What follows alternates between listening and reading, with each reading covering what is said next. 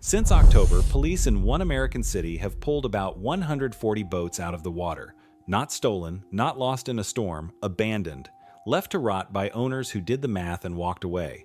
And Miami is not the outbreak, it is the symptom. Right now, across the country, thousands of these vessels are drifting half under, tied to docks nobody is paying for. They call them zombie boats. And the fleet is still growing.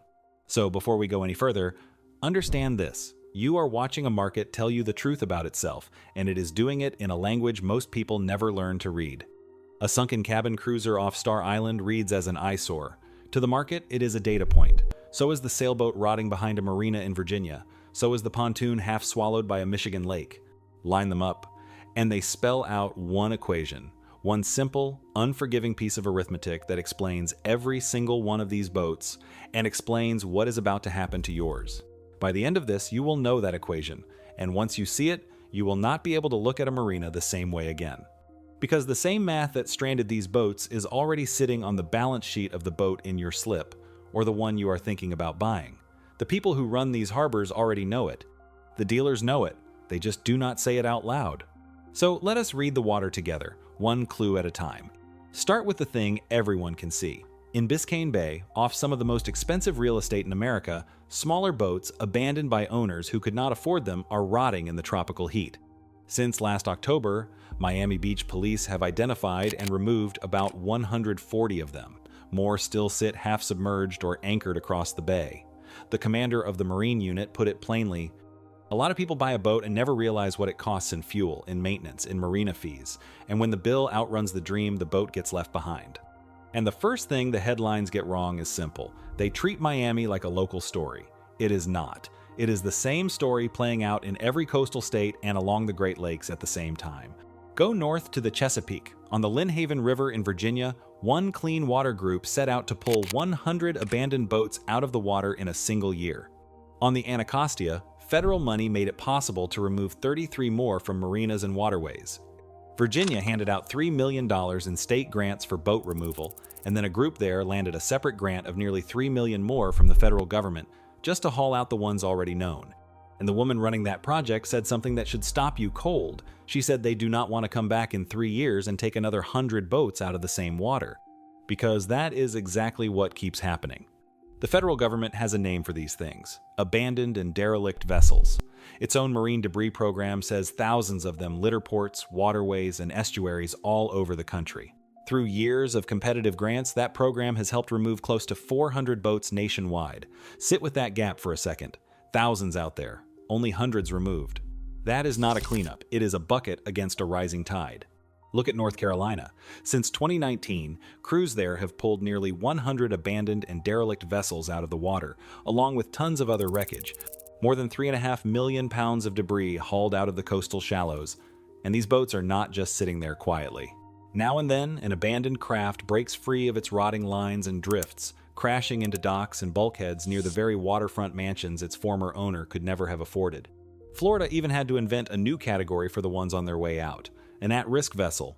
If an officer spots a boat showing the early signs, the neglect, the waterline creeping up, he leaves a notice on it, a warning that it is one bad season away from becoming a wreck the state will have to drag out. And every one of those official numbers is a floor, not a ceiling, because the vast majority of these boats are never formally counted at all. They sink quietly at a mooring. They get dragged behind a marina and forgotten. They slip below the surface in shallow water where nobody files a report. The number you can see is always smaller than the number that is actually out there.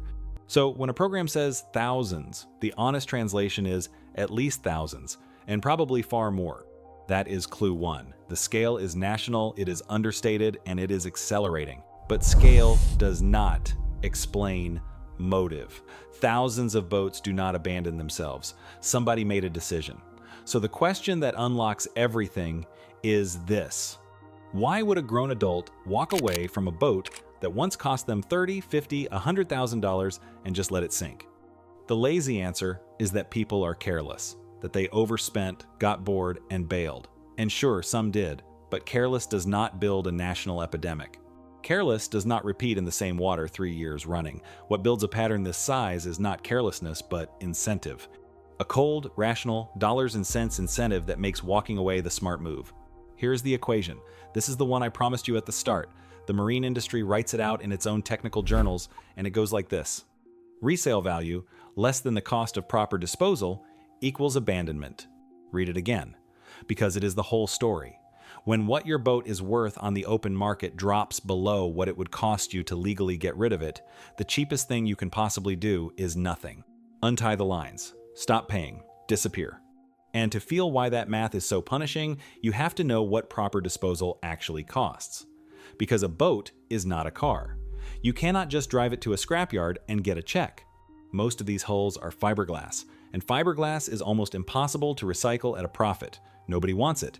So getting rid of one legally means hauling it out of the water, trucking it to a landfill, and then the part that stuns people, cutting the hull into pieces small enough that the dump will even accept it. Many landfills will not take a whole boat. You have to saw it apart first. That work is not cheap. Disposal yards charge by the foot and by the ton. Figures floating around the industry run to $5 a foot, plus roughly $100 a ton, plus the cost of transport. For a bigger boat sitting on land, removal and disposal done right can climb past $10,000. And if the thing has already sunk, you can add thousands more just to raise it before anyone can even start. Ask the people who do this for a living. One Texas salvager ended up with 200 junk hulls stacked on his property and could not find a single yard willing to take the fiberglass off his hands. In the end, he paid $40,000 out of his own pocket just to bury more than 1,000 tons of it in a landfill. That is the reality behind the polite word disposal. There is no scrap check waiting at the end. There is only a bill you have to write yourself. And the cruelest twist is the one nobody warns you about. The feature that sold you the boat is the feature that guarantees the graveyard. A well-built fiberglass hull can last 50 years. That durability is the entire pitch. Buy once, boat for a lifetime. But a boat that refuses to rot on its own is also a boat that eventually has to be taken apart on purpose, and the industry never solved how to do that cheaply. So the same hull that outlasts its first owner and its second becomes somebody's expensive problem long after the fun is gone. So put a real owner in that chair. He has an aging 30-foot cruiser, the engine is tired, the gel coat is chalking. On a good day, he might get a few $1,000s for it, and honestly, probably less. The bill to dispose of it properly could match or beat whatever it is worth. And every month he keeps it. The marina fees, the insurance, the maintenance keep draining him. He is not looking at an asset anymore. He is looking at a liability with a waterline. That is the moment the boat becomes a zombie. Not sailing, not scrapped, just a cost he is trying to escape. And the equation whispers the answer. Walk away. It is the cheapest exit on the board. That is clue 2. And it is the piece everything else hangs on. These boats are not being abandoned in spite of the math. They are being abandoned because of it. Now, watch what happens when you connect that equation to the wider market. Because the equation has two sides, and right now, both of them are moving in the wrong direction at once. Look at the resale side first. The new boat market has been sliding for 2 straight years. According to the National Marine Manufacturers Association, new powerboat sales fell almost 9% in 2025, down to about 215,000 units, from around 236,000 the year before. Interest rates stayed high, financing got expensive. Buyers who might have paid up for a boat decided to wait. And when demand for new boats cools, the value of used boats underneath them gets pulled down with it. Every price cut on a new model drags the resale value of the older one lower. Add to that the oversupply working its way through the system. When dealers overstock, they carry what the trade calls floor plan financing, the loans they take just to keep boats sitting on the lot. Every unsold boat is charging them interest by the day, so when the market softens, those dealers slash prices to move metal and stop the drain. Great for a buyer chasing a deal. But it drives the resale value of everything already out there down even further. The whole used market gets marked to a lower number all at once. And understand how big that used market actually is. In a single year, around 850,000 used boats changed hands in this country. Pre-owned boats make up roughly 8 out of every 10 boat sales. So when used values slide, this is not some tiny corner of the market taking a hit. This is where almost everybody actually buys and where almost everybody already owns. The slide is happening directly under the boat most people have tied up right now. Now the resale side of the equation is falling, and this is what most people miss. The disposal side is not falling with it. It costs just as much to legally scrap a boat this year as it did last year, maybe more. So the gap between the two sides is widening.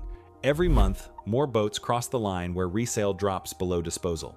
Every month, more owners land in that chair, staring at that same cold arithmetic. The abandonment machine is not slowing down. The market is feeding it. If this is the first time you have seen the collapse laid out in actual numbers instead of vibes, do yourself a favor and subscribe, because this channel reads these balance sheets every week, and the next signals are the ones that hit your wallet directly. And do not forget the other bill, the one that runs the entire time you still own the thing. Keeping a boat in the water is not cheap, and it is getting worse. At one Florida marina built to cater to bigger boats, dockage runs $8 to $10 a foot a day. For a 40-foot boat, that is over $300 a day just to sit at the dock and do nothing. And marinas everywhere are rebuilding to chase the largest, most profitable yachts, which squeezes the smaller boaters out and pushes every mooring price higher. One charter operator watching it happen said the rich are really putting the squeeze on us. So the owner staring at that equation is not just watching his boat lose value. He is watching the cost of keeping it climb at the very same time, both jaws of the trap closing together. Now let us follow the money, because the equation does not just strand a boat, it hands the bill to somebody, and that somebody is almost never the person who walked away. Start with the marina. When an owner vanishes, the boat does not vanish with him. It sits in the slip, and that slip is now frozen money, occupied space the marina cannot rent to a paying customer. The unpaid fees stack up. The boat keeps deteriorating, becomes a safety hazard, starts leaking fuel and oil into the water, and eventually the marina is stuck with the one thing nobody wants, the removal bill. The place that was owed money ends up paying to haul away the very boat it never got paid for. The industry has watched abandoned hulls clog slips while running up a tab in unpaid fees and taxes for years. And this is the point where I want to correct something, because the easy version of this story is wrong. This is not a hurricane story. Yes, storms scatter boats, and yes, disasters create spikes. But the epidemic we are talking about is not weather, it is economics. Storms are loud and sudden. This is quiet and constant, a boat here, a boat there, every week, in calm water, on clear days. You cannot blame the sky for this one. The tide going out here is financial. Follow the bill further and it lands on you as a taxpayer. Florida alone spent about $13 million removing abandoned craft in a single year, and then toughened its laws to make it easier for police to seize these boats and harder to just dump one. That $13 million did not come from the owners who walked. It came from the public. Multiply that across every coastal state running its own removal fund, its own grant program, its own cleanup crews, and you are looking at a slow, steady drain of public money to clean up private decisions. And then there is the last person to inherit the equation, the buyer who thinks he is getting a steal, because the trap is built into the paperwork. When you buy a used boat, in most states, the liability follows the hull. The last registered owner is on the hook, which means if you buy that bargain boat, take the engine, and let the hull rot, the removal bill can trace right back to you through the boat's identification number. And if the boat you bought already has unpaid liens or back fees attached to it, congratulations, you just bought those too. The deal that looked like a win can quietly make you the next owner standing in that chair, doing that same math. This is how the fleet quietly spreads from one owner to the next. Somebody lists a worn-out hull for $1 or gives it away free, just to make it somebody else's problem. A bargain hunter tows it home for the trailer or the engine, strips what he wants, and leaves the hull to rot. He never transfers the paperwork. And when that hull turns up abandoned in a marsh 2 years later, the identification number stamped into it leads investigators straight back to the last registered owner on file. The cheap boat was never cheap. It was a liability wearing a price tag. That is clue 3. Nobody who created this mess pays for it. The marina pays, the public pays, and the next buyer pays. The person who walked away paid nothing. So now step back and look at all 3 clues at once, the way the people who run these harbors already do. Clue 1. The scale is national and undercounted. Thousands of boats, the official numbers barely capture. Clue 2. The abandonment is rational, driven by one equation where resale value has fallen below disposal cost. Clue 3. The cost lands on everyone except the person responsible, and the market keeps pushing more boats across the line every month. Put them together and the pattern is undeniable. This is not a litter problem. This is not carelessness. The zombie fleet is a financial signal. It is the boat market's balance sheet made visible, floating at the waterline for anyone willing to read it. Those rotting hulls are tombstones, and what they mark is the exact moment a boat stopped being an asset and became a debt somebody had to run from. You will hear the industry call the market stable. And in one narrow sense, that word is fair. New unit sales are expected to hold roughly flat this year. But be careful, because stability in the showroom does not touch the 11 million registered boats already out on the water, aging every season, sliding one by one toward that line where the equation flips. The showroom and the water line are two different stories. The zombie fleet is the second story, and it is the one nobody is putting on the brochure. Which brings us to you, because you are not a bystander here. You are either holding one of those 11 million boats, or you are about to buy into that fleet. And the difference between being a victim of this equation and being the one person who sees it coming is whether you understand what you just learned. So this is the leverage, the part that actually protects you. Do not be the exit liquidity. Do not be the guy who buys somebody else's problem at the bottom just because the price looked good and inherits the liens, the fees, and the liability that come welded to the hull. Before you buy any used boat, run the same equation the market is running. Know what it will genuinely resell for, not what the seller claims. Know what it would cost you to dispose of it the day it reaches the end, because that day always comes. Pay for a real survey from your own surveyor, not the seller's friend. Run the hull identification number and the title for liens and back fees before a dollar changes hands. And put the boat in your name, properly, on paper, the moment you take it, so a stranger's abandoned wreck can never become your bill. And if the numbers do not clear, walk. There will be another boat. The tide that is stranding all these hulls is the same tide handing patient buyers the strongest position they have had in years. Real boat, real price, real paperwork, your own survey. Wait for that signal, and you stop being the one the equation happens to. The zombie fleet is going to keep growing. That much is just math now. The only question left is which side of the equation you are standing on when it reaches your slip. If this made you look at your own boat, or the one you have been eyeing a little differently, subscribe and stay ahead of it, because the next thing the market is about to reprice is the one nobody in your marina is ready for.